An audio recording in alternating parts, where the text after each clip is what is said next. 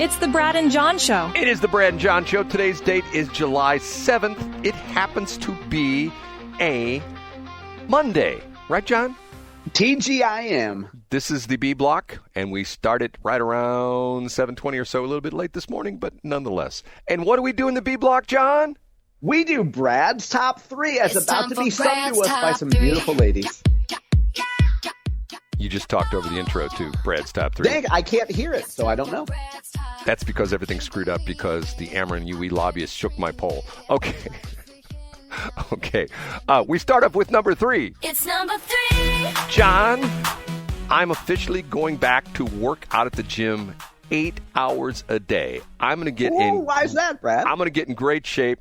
I'm going to get to the point where I can once again put my Speedo on, because you know why? Oh, is some tasty trollop suddenly single and you're trying to impress her? No, I'm moving to L.A. because you know why?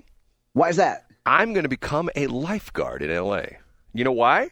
Why is that? A recent watchdog group, let me put it differently, a watchdog group recently called the Open Books Company, they did an audit of Los Angeles City's payroll and found out that there is a LA County, there is at least one LA County lifeguard that made over $1 million last year. Okay, you read me? Yeah. Now, did they have like a metal detector, like old people, No. and are they going around? Did they find a pot of gold? How did they make $1 million? They were paid that. Meanwhile, 34 lifeguards brought in $300,000 or more during 2024, while at least 134 brought in at least $200,000 in base pay, overtime, and other benefits. Wait a minute. Are they including Hasselhoff and Anderson here? No, they're just including regular lifeguards. Taxpayers in Los Angeles County are used to getting soaked, but it might be unsettling for some to hear how much lifeguards being paid while the city still faces a shortage of firefighters and police and struggles to extinguish wildfires and return violent crime to pre-pandemic levels. How is it that one of the lifeguards is making upwards of $500,000? And how many of it did I say? 34 made $300,000 or more, and 134 made $200,000 or more. Now, I will say a lifeguard is an important position, but mid-six figures? Come on. What is going on? Now, are we sure? Now, did anybody dig into this? I just have to kick the tires of this a little bit, Brad. And I would expect with your 2 worthless journalism degrees that you would do the same. Are we sure they're actually on the beach lifeguards, or do they manage an entire crew of lifeguards? You get what I'm saying? No, it's okay. Let me read you this paragraph. L.A. County's 134 highest paid lifeguards earned a combined $70.8 million last year, according to Open Books, averaging over $500,000 in total compensation per person. In addition to base and overtime pay, the dollar amount also includes other pay, leave time payouts, health insurance payments, pension contributions, deferred contributions, long-term disability, and life insurance payouts. The highest paid lifeguard brought in $523,321 in base pay. That was just base pay. These are your average run-of-the-mill lifeguards. It says they had higher paid lifeguards whose duties can range from watching swimmers to major maritime rescues and emergency response.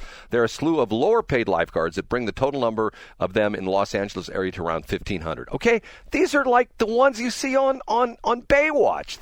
They're not like sitting in city council meetings and stuff like that. They're out there getting a tan, enjoying life, oogling all the women in the skimpy little swimsuits. And the dudette lifeguards are oogling all the men in the little skimpy Speedos, because at L.A. they don't allow ugly people on the beaches. Did you know that there's a sign that says, I love that. What a great... Can you imagine if we did that like at the VP fair? There would be no one there. There's a sign that says, if you don't conform to John Combest's requirements of a woman, you can't be on this beach. That's what the sign says. Yeah, I like that, Brad. Now, a quick Google shows that a lot of these folks are unionized, too. Well, John, this is a perfect example of, you hear these kind of things and you go like, what? I mean, taxpayer dollars not at work. And see, the crazy thing about it is I have no problem with people making a lot of money. If this were a private lifeguard service, I'd say, hey, if the company can afford paying these guys $500,000 a year, knock yourself out. But not taxpayer money. That seems to me just ridiculous. And the point of this is, I agree with this 100%. If you were in L.A., which would you rather have? More police or more lifeguards? Answer that, John. Yasmin Bleeth in a two-piece. You're not going to answer honestly, so we'll just have to move along to number 2. It's time for Brad's number 2. Yes, but they have to sing it twice. It's time for Brad's number 2. And they do just like I asked them to. Hats off to Mr. Skinny Pants Pirate Shoes. You know what I'm talking about, John, don't you?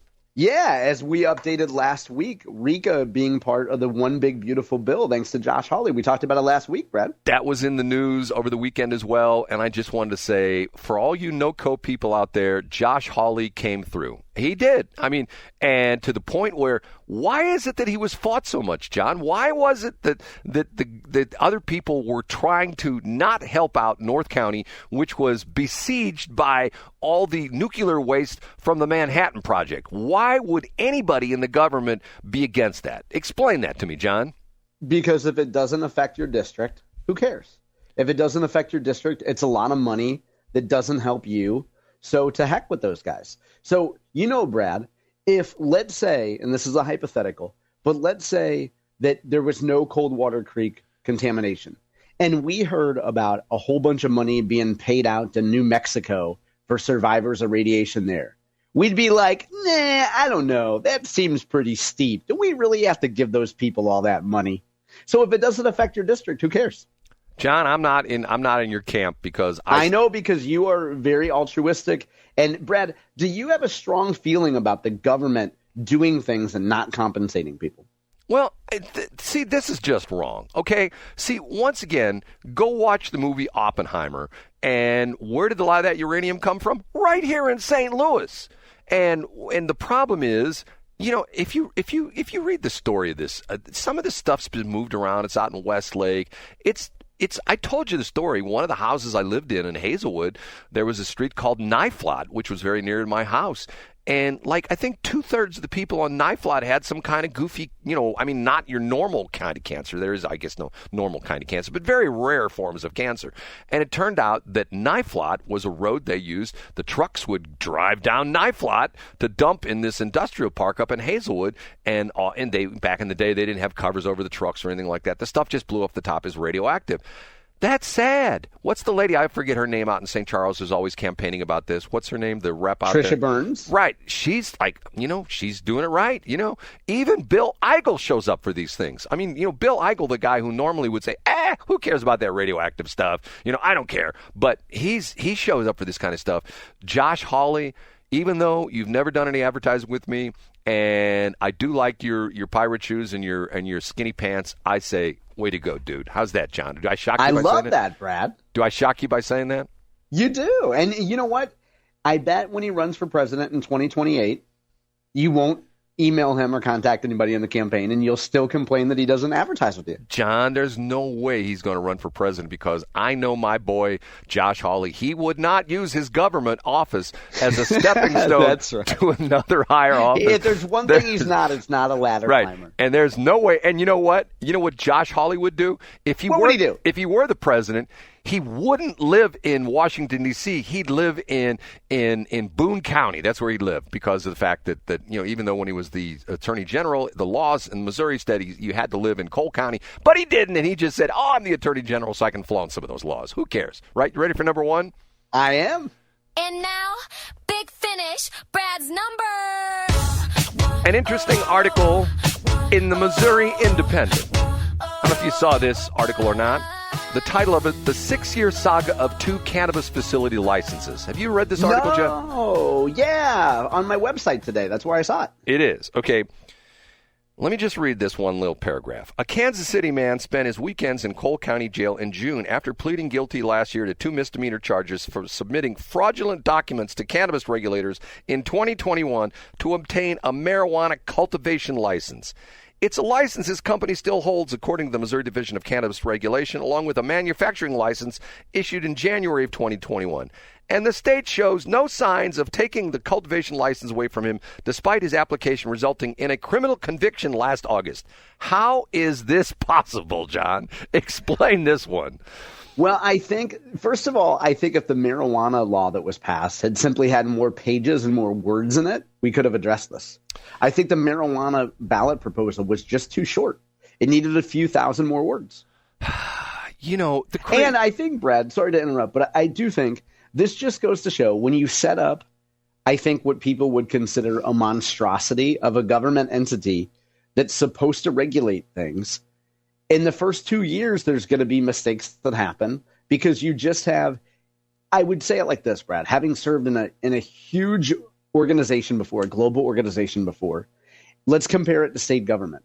If it is not in your job description to specifically go out and seek people who have licenses, who have some sort of criminal conviction, if that's not in your job description, you figure, somebody else will take care of it.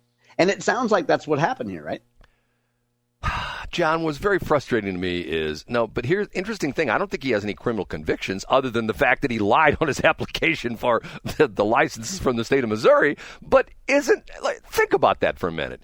If you were to apply to the state of Missouri, let's say you went to law school and then you took the bar exam and you got your official bar registration number, MBE, whatever they call it, and you showed up in court and the judge says, hey, there's a rumor going around that you're a convicted drug dealer. Is that true? And you say, yeah, but nobody asked me that. Wouldn't the guy be defrocked lawyer in about 24 hours or so? Yeah, you would think so, Brad. And from this Missouri Independent piece, I'm just looking at it now, it says that a state highway patrol investigation alleged that this guy committed 20 felonies, yes, according to probable cause. Now, they dropped the charge. Locke Thompson, who's a great guy in Cole County, he dropped the charges down to 2 misdemeanors, and the guy was sentenced to 10 days in jail served on the weekends. I have a problem. But the point of, I guess, Rebecca Rivas's piece here is that there's nobody looking into this. Like, this is just another example of how a cannabis regulation program isn't perfect. Missouri made a big mistake. You know why? You know why Missouri made a big mistake? Why is that, Brad? They should have voted in Brad Bradshaw's cannabis regulations. He could have been the czar. Because Brad would, and should I explain who Brad Bradshaw is? Yeah, please do. Some people may remember him by the fact that he was on TV. He's an attorney and is a doctor. He's like Bob Onder. He's a double D, because not in that respect, John. Oh, easy, Brad. He's an MD and a JD. He's a double D. Okay, Brad Bradshaw put weren't there 3 different marijuana initiative petitions on the election? When was that? 2 years ago? I think so, yeah. Okay, Brad Bradshaw's had his own. He got enough signatures. He paid enough stooges to go out there and stand around at post offices and federal buildings to get people to sign. And then he bought this advertising, and his bill would have made him the marijuana czar. John, am I kidding? Yeah, I know you're being completely serious. And what a great idea. Like, who doesn't fantasize about using a bunch of money to make yourself the czar of something? Right. He was going to, if his initiative petition had passed, he was going to be the self-appointed marijuana czar. Now, let me tell you something. We blew it because I got a feeling that Brad Bradshaw, if he were the sheriff in town and the marijuana posse, he would just essentially say, dude, you faked your what do you call it? Your admissions or your application. You faked your applications, dude. You are out of here. We're moving you to Kansas, and you can stay over there with the new Rams facility, or no, the new Chiefs facility. The Chiefs facility. Go over to Kansas. We don't want you here. We don't want you here. Go to the Sunflower State. Now, Brad, you've mentioned, too, because we have a new ballot initiative that might be on the ballot in 2026 that would clean up some of that bad language and just open it up to hemp and cannabis, right? You know what? John, I've kidded about, John gave me the great idea. I've said, if you can plug education into anything, anybody will vote for it. If you say, hey, we're going to make it legal for you to drive down the highway at 300 miles an hour, and for every mile an hour over the 70 mile an hour speed limit, you have to give $10 to education. People go, oh, it's going to go for education. And I talked about drugs for education. I talk, and John essentially dubbed it, what, meth for math, right? Yeah, there's meth for math, there's hookers for heroin, there's generally escorts for education. Right. It's under the umbrella of escorts for education. Right. Escorts for education. You know, when I first brought that up, that sounded pretty crazy. To me, it sounds more realistic and more mainstream every day. Because, like I said, I can hear the commercials right now. Are your kids not doing well in school? It's because little Billy and little Josephine don't have enough money for the newest textbooks. But if you pass Escorts for Education, every time that John pays a hooker, your little Billy and Josephine will get new textbooks. Yes, not used ones that people have highlighted, but new textbooks. Vote for Escorts for Education. Escorts for Education, because we all want our kids to grow up to go to Harvard. How's that, John? I have it on good authority that the Hoffmanns have actually built a brand new landing pad where they can take both helicopters and planes out to Las Vegas to bring some of the top-end girls here, Brad. Now, they haven't asked Franklin County actually for clearance to do that yet, but they're going to build it anyway. John, you bring up the Hoffmanns. I'll end this segment by telling you one of the funniest things I ever heard in a Chamber of Commerce meeting. This has probably been, 3-4 years ago, when the guest speaker at the Cottleville Weldon Springs Chamber of Commerce was Don Simon. Does that name ring a bell? Yeah, and you know what, Brad? Was he a golf enthusiast? Was he going to build a golf course with a certain where I'm number of going holes? with this. I don't know if he's still there or not. I believe he still is. Don Simon is the CEO for the Hoffmanns operations in Missouri. And he was giving a presentation. And the interesting thing about it was, somewhere in my phone, I took pictures of the charts he put up talking about, well, here's where Augusta stands right now in wine revenue. And every one of the charts was like real low. And then it went whack, like up like a rocket. Attendance at Augusta, brink, up like a rocket. And during the question and answer period, two people asked questions. The first lady, she says, I am a wine aficionado. I love that Rombauer Chardonnay. Mr. Simon, what is your favorite wine? And Don Simon says, I'm not a wine drinker. I drink beer. And then the next question was, Mr. Simon, I see that you're going to build a 12-hole golf course. Aren't golf courses usually made in 9 and 18 holes? He goes, no, they're all 12 holes. I about fell out of my chair. I thought to myself, once again, the Hoffmanns can sell icicles to Eskimos and nobody questions them. Oh, great. You're going to build a heliport down at the Washington airport? Oh, you're going to renovate the Emmaus home into the high-end? Oh, you're going to make these fancy restaurants? John's going to say, but Brad, look at how well they did with the milk delivery they got. Look, milk. People are getting milk on their front porch now when the old company was bankrupt. And and the beautiful thing about it is, Brad, because sports betting is not legal until December, folks can bet at the beginning of a show on whether your main rants will be against KFUO or the Hoffmanns. And today the Hoffmanns win. John, I'm going to ask you, I'm going to put on my pastor hat. Okay, Pastor Brad. John? Yeah, okay. And from your online degree, go ahead. I want you to pray for Gary Duncan at KFUO. Pray for Gary Duncan, please. Will you please? I will, but first I think you need to make a wacky song about him like you did for KBDZ, Welcome to the Westplex. And I think you need to do a show for KFUO. You need to do a song called Welcome to the Westplex, Gary Duncan. Don't go to hell. Come to the Westplex.